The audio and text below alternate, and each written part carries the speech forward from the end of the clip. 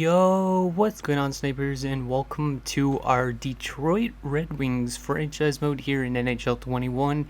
Yes, we are going to be starting a Detroit series to begin NHL 21, and I'm pretty excited for this. Detroit's been a team that I've been wanting to do for the last few years, and one of my friends actually wanted me to do it for quite a while as well. So we're finally going to do it here in NHL 21, and it's just going to be a normal classic franchise mode. No expansion whatsoever.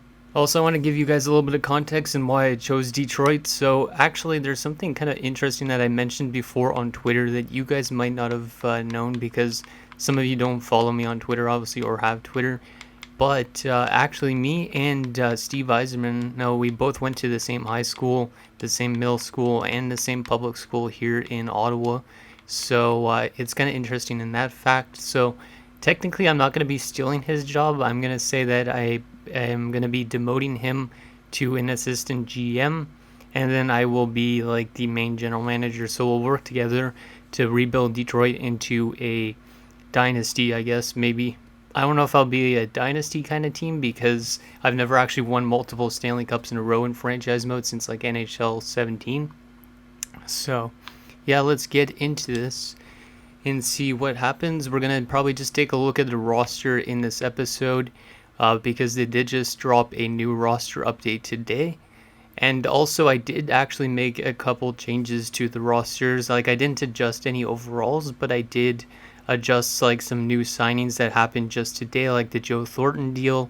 I also did like, say, the Andrew Mangiapane re-signing deal, those type of things, just a couple of small deals. So this mode is more realistic. So yeah, we're going to be doing Detroit. As you can see, our top players are Dylan Larkin, Anthony Mantha, and Thomas Greiss. Now at the moment, Anthony Mantha isn't actually signed. I believe he's an RFA, so we're going to have to re-sign him before we start simulating. So I'm going to get to your guys' feedback on what we could give him. Just because obviously we don't want to be signing him for necessarily too long, but he is a pretty good player. So we'll get that done, and then division realignment, we're just going to leave the same. How do we even stack up around the league? So we're 85 overall, which is equivalent to as good as the New York Islanders. So yeah, the EA's overalls are kind of out there a bit, because we should not be better than just as good as the Islanders at this point. So this might be a really weird franchise mode sim. But I really wanted to start one, because I was going to start one like last week, but they didn't update the rosters at all, if you guys would have seen my preview on GM mode. So yeah, we're just going to leave that the same. And okay, in terms of stuff like this, we're going to keep owner mode on, because owner mode is actually pretty decent. Salary cap definitely on. GM firing we're going to turn off, because I don't want to get fired. CPU trades on. Player morale we're going to leave on, and we're going to turn off fog of war, and we're going to turn off this. Auto owner mode is going to be on as well, because I do not like adjusting those like tedious little things like bathrooms and shit. So, and I think that's pretty much it. Now, I also do know there is a bit of a bug in franchise mode when it comes to scouting, apparently. So like the auto scouting doesn't actually auto scout, or it doesn't scout the correct players. So we're going to have to manually scout probably in franchise mode, which is going to be pretty tedious, because I don't really like manual scouting at all. But we will have to deal with it until that bug is fixed probably. Okay, so in terms of this stuff, we're going to leave that good. Yeah, that's good. Just put difficulty to superstar, even though we're not playing authentic. That's good. Trade difficulty we're going to put to hard, just to make it a bit more realistic. And I think that is good. Oh yeah, there is those auto scouting. Yeah, we want to keep that on. Auto staff management off. And we'll turn the game style a bit closer to full sim.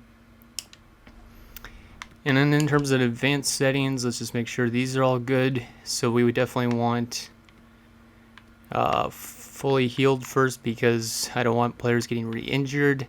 Sim engine scoring we're going to leave to medium, just to make it simple. I don't want to put it to low, and obviously high is too outrageous. And then in terms of draft class quality, which is a new feature here in NHL 21, we'll leave for medium as well, I think. And then generated prospect quality will leave as medium as well. Submergent shot frequency, I think this is also kind of new, but I think I'll keep it to medium as well. But apparently there is a lot of also EA, not EA generated, but, well, actually maybe EA generated guys that are taking a lot more shots in the later years of franchise mode. So hopefully they tweak a couple things like that before we get too deep into our franchise mode. And I think the rest of this should be fine. Morale meetings we're going to turn off, because I don't really like the morale meetings. I'm fine with morale, but not morale meetings. And I think that is good. Okay, perfect. Then in terms of gameplay sliders, we are going to adjust a few things. Basically, just the injury occurrence, because if you guys have been playing franchise mode for quite a few years, you would know that injuries are outrageous at 50. So we're going to set them down to 9 out of 100 just to keep it more realistic, even though sometimes you get players that don't get injured at all. So yeah, that should be good to go. So let's start up this Detroit, I was going to say salary cap mode, this Detroit franchise mode. And yeah, we're just going to basically take a look at our roster and see what we got for prospects, because they did update the prospects as well, so we should have like Lucas Raymond on our team, which is good. Obviously, we would have to sign him to an entry-level deal still, though. That's the only thing, because he hasn't been signed yet in real life.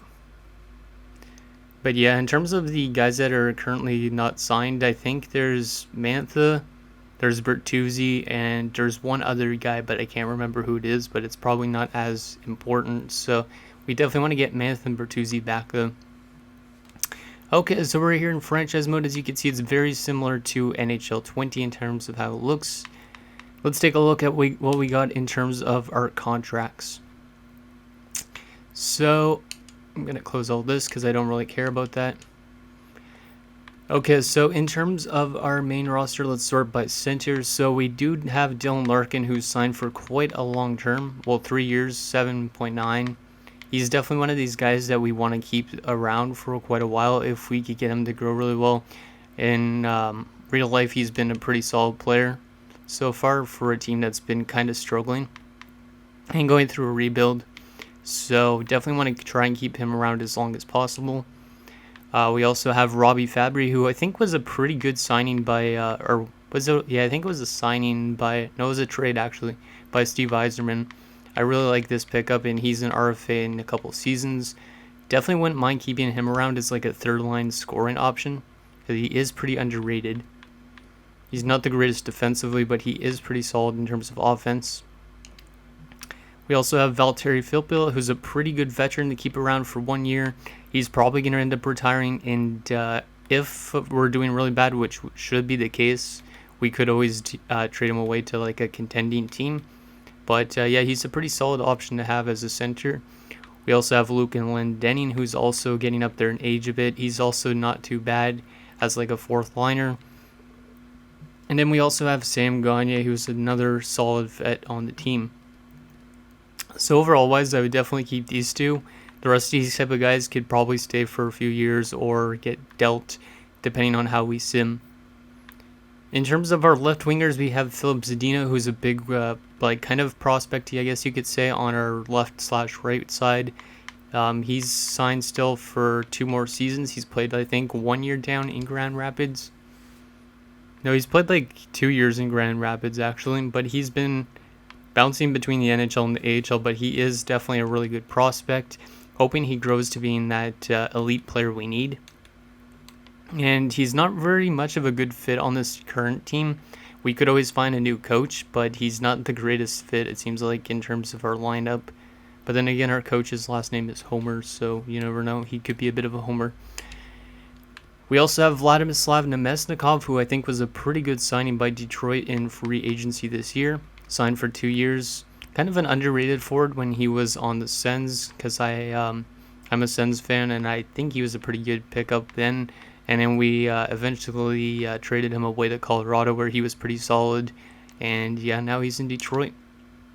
So I wouldn't mind keeping him around as well as like a third-line scoring option. Then we also have a veteran in Darren Helm, who's pretty good. I mean, he's been here his entire career. He's pretty underrated.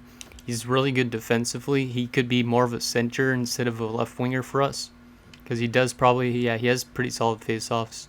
It could be actually improved a bit. I don't know why EA has it as a 71, but I think he's a better centerman than he is a winger.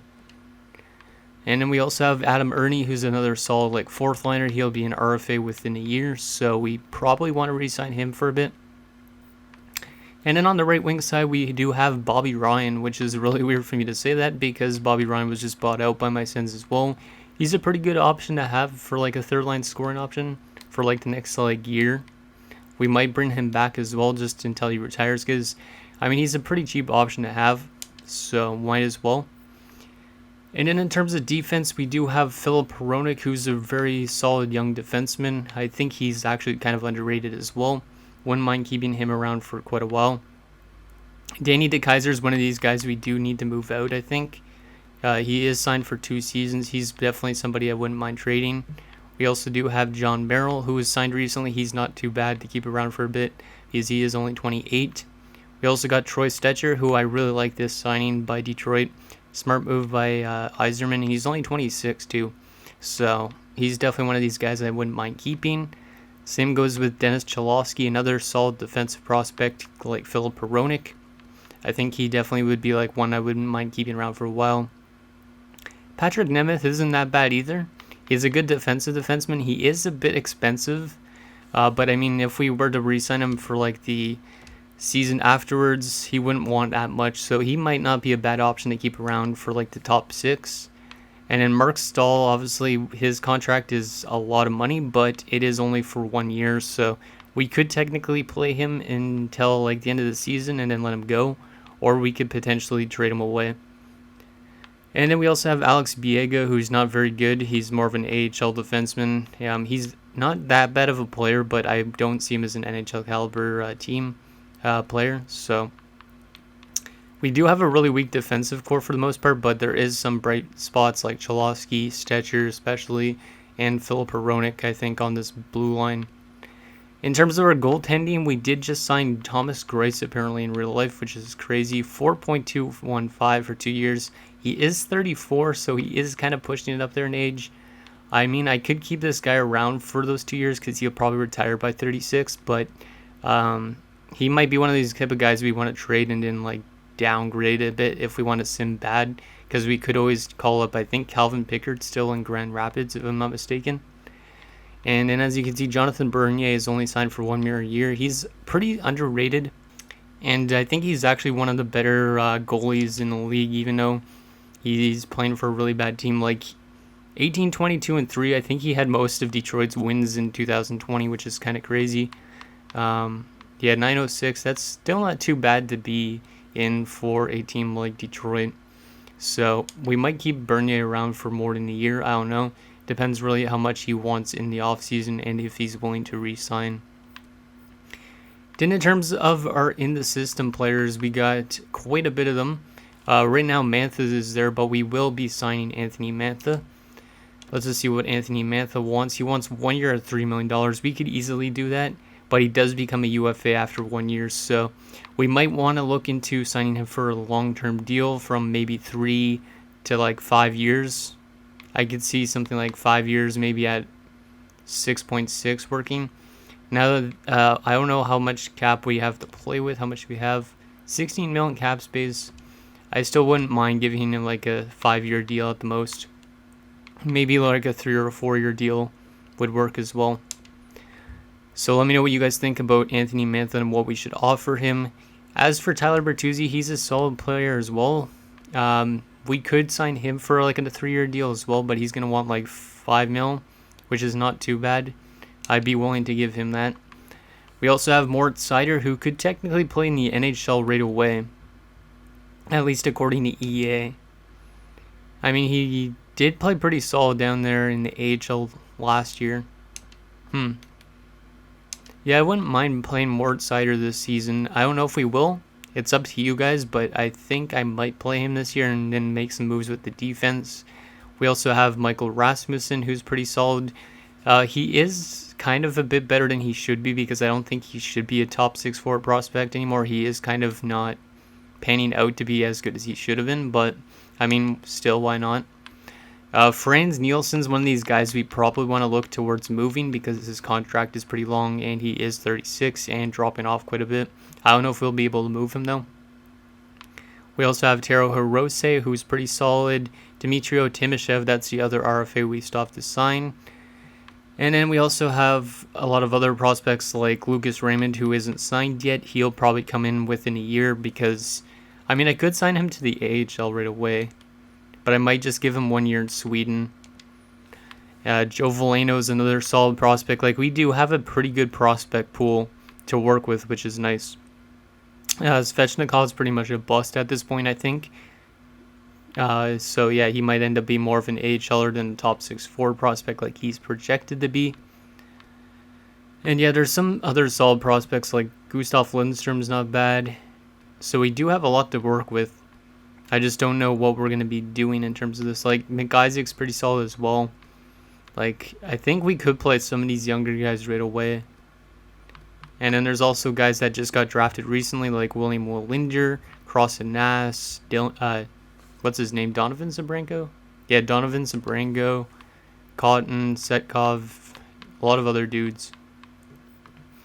And in terms of our goaltending, we do also have Calvin Pickard down in the minors. Like, we could use Calvin Pickard as a backup and then easily get rid of someone like Rice, but I don't know if it's realistic considering he was just signed. So maybe we trade away like Bernier, even though I said I might not want to do that. We also have Kevin Boyle, former Anaheim Duck, if I'm not mistaken. There's also Van Paulberg, Eliasson, and Bednar, who's a pretty solid prospect for goalies that was just drafted. So, I mean, we do have a good prospect pool, and it's starting to build up to being really nice, actually. And then, as I was just saying, we do have to still re-sign... Yeah, we do still have to re-sign these 3 guys. So I don't really know what to offer them. Timoshev does not want really that much. So if you guys have some suggestions for that, let me know. And finally, I think that is pretty much it for the roster. Yeah, that's it for the roster. Let's take a quick look at what's out there in terms of free agency, because this is basically it still has the real free agents out there. And there is quite a bit of them. There's also a lot of RFAs too that haven't been signed yet that probably will be signing shortly. But we aren't probably going to be going after those, obviously. So in terms of UFAs, we could go after some of these big guys if we really want to. But I don't know if we want to, because we do want to play the kids probably. But there is some solid like younger options out there, like Granlund, who's 28. Sammy Vatanen's only 29. Galchenyuk at only 26 is not bad either. I wouldn't mind bringing him in, but he is listed as a second-line forward. There's also like Kovalchuk for veterans. Athanasiou we could bring back. There's some really good options in terms of free agent signings if we wanted to make a signing right out of the gate. But I don't know if we actually really want to do that or not. But if you guys see anybody or know anybody that's in free agency that you want me to go after, let me know. I might be willing to do so. And goalie-wise, even though we don't really need a goalie, there is some of these guys out there like Ryan Miller, Chad Johnson, Craig Anderson, etc. Anybody with good potential out there? Linus Soderstrom, but he's already 24. That sucks that he never made it. And then in terms of this, yeah, I think Galchenyuk wouldn't be bad, but I don't really know what we should go after. And then also Yzerman let go of Perlini, which I think is kind of weird.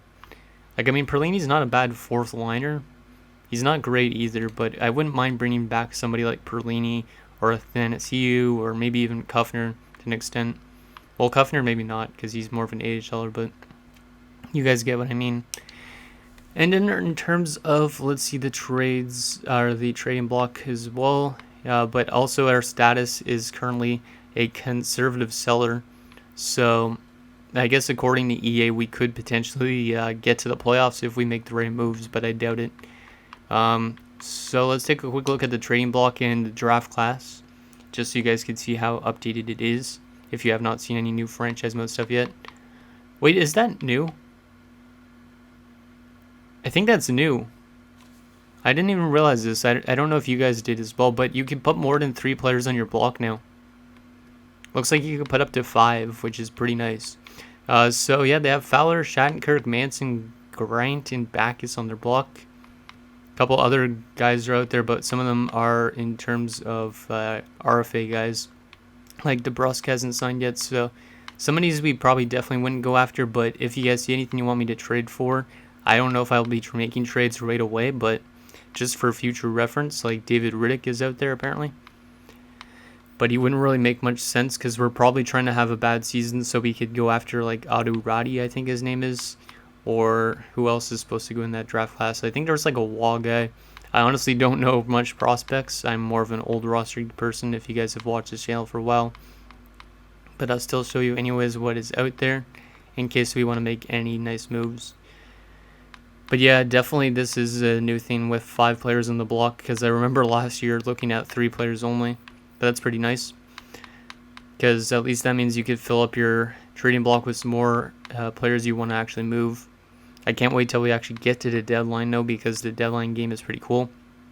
If you guys haven't seen what the deadline and all that stuff looks like yet, I'll put a video up in the corner that you guys could take a go look at. And it's like pretty much all that is in franchise mode this year, which is pretty awesome. Not as much changes as previous years, but there is definitely stuff out there which is really good additions. So yeah, there's definitely just mostly right now RFA guys. Robbie Gerventi, how good is he supposed to be? Low top 9, not too bad. Had to check just because I haven't seen like the full franchise mode experience with these new rosters yet, so might have to do a franchise mode off YouTube as well, just to have a little bit of fun on my free time, if I even have any with my roster building. So yeah, a lot of players out there, most of them, like I just said, are RFAs, so I don't know if we're going to be really making much trades, but in case you guys wanted to see what was out there right away, because this will probably be similar to your franchise mode as well. Okay, wow, look at the hair on Sami Niku. That is really long. Okay, so that's what's on the block. I don't know if we're going to make any trades, but just in case. And finally, let's take a look at the draft class just for an extra fun. And yeah, next episode we'll probably start up the season simulation, assign our scouts and stuff like that. I don't know how far we'll go, but yeah. So this is the 2021 draft class. So as you can see, Adu Radi, he's real. I'm pretty sure Savonin might be real. He might be EA generated. And then there's Christopher Kreutzer. He might be real too. I don't even know. I know Trevor Wong is definitely real because we just had him in our Dallas series, if you guys watched that. I know Sillinger's real. But yes, there's some decent players out there. There's a Belarusian. That's probably not real, because there's definitely nobody named that from Belarus, I would assume at least. So yeah, there's some decent players in this draft class. I know Carson Lambos is a pretty solid defenseman. I don't know who we really want to go after in terms of drafting. That's still quite a far away, but if you guys know this draft class better than me, let me know down below in the comments. This guy's EA generated as well for sure, being a Polish guy playing in the SHL. Wow, last name of Kidney, okay. So yeah, that's the draft class anyways for 2021. I don't know really what we want to go after in terms of drafting. Probably more defensive prospects, I would guess, since we don't really have any. I was kind of surprised when Detroit took Lucas Raymond in a draft, so. But other than that, I think that's going to do it for this opening episode of our Detroit franchise mode. So if you guys have suggestions for how much we should be re-signing like our players to, so Bertuzzi, Mantha, and Timoshev, as well as what we could do maybe in terms of free agent signings if we want to make any more. But let me know down below in the comments. Otherwise, thank you guys so much for watching, and I'll see you guys with another new episode probably on Monday, and then the next episode would be on the Friday, and I'll just continue like Mondays and Fridays at 7 p.m. probably. So let me know what you guys think. See you, and I'll see you guys next time.